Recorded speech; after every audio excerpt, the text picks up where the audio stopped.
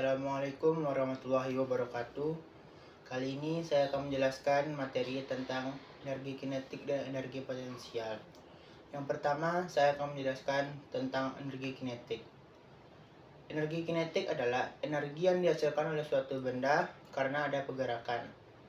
Contohnya dalam kehidupan sehari-hari yaitu pembangkit listrik tenaga air atau yang disingkat PLTA. PLTA bisa menghasilkan energi listrik karena adanya pergerakan dari turbin. Sedangkan turbin digerakkan oleh arus air yang deras. Selanjutnya saya akan menjelaskan 4 macam rumus yang kita gunakan dalam menjawab soal energi kinetik. Yang pertama, jika soal ditanyakan energi kinetik pada suatu benda, maka kita memakai rumus EK sama dengan setengah kali M kali V kuadrat. Yang kedua, jika ditanya soal massa suatu benda, maka kita menggunakan rumus M sama dengan 2EK per V kuadrat. Selanjutnya, jika di dalam soal ditanya kecepatan suatu benda, kita memakai dua rumus.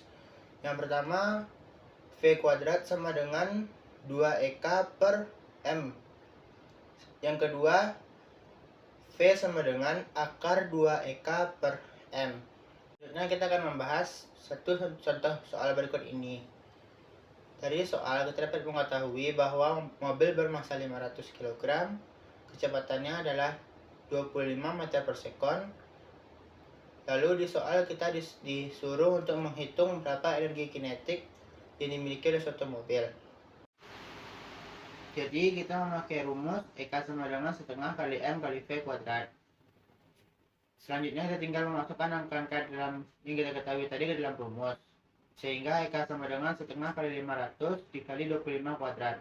EK sama dengan 500 per 2 dikali 625. EK sama dengan 250 dikali 625. EK sama dengan 156.250 Joule.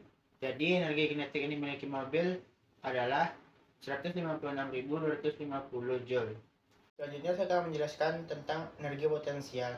Energi potensial adalah energi yang dimiliki oleh suatu benda karena ada pengaruh dari tempat atau kedudukan dari benda tersebut. Contohnya dalam kehidupan sehari-hari yaitu air terjun. Air terjun mengalir dari kedudukan tinggi ke kedudukan rendah. Lebih tepatnya, air terjun merupakan salah satu contoh energi potensial gravitasi. Energi potensial gravitasi terjadi karena adanya pengaruh ketinggian. Semakin tinggi suatu benda, maka energi potensial gravitasinya akan semakin besar. Saya akan memberitahu 3 rumus yang kita gunakan untuk menjawab soal energi potensial.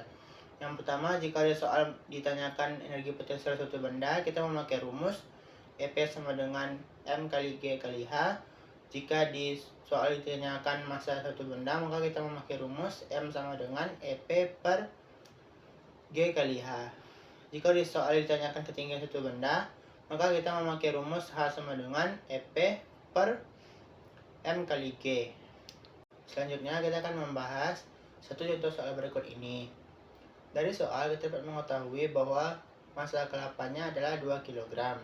Ketinggian kelapanya dari permukaan tanah 20 meter. Gravitasinya adalah 10 meter per sekon kuadrat. Jadi yang ditanya soal adalah berapa energi potensial kelapa.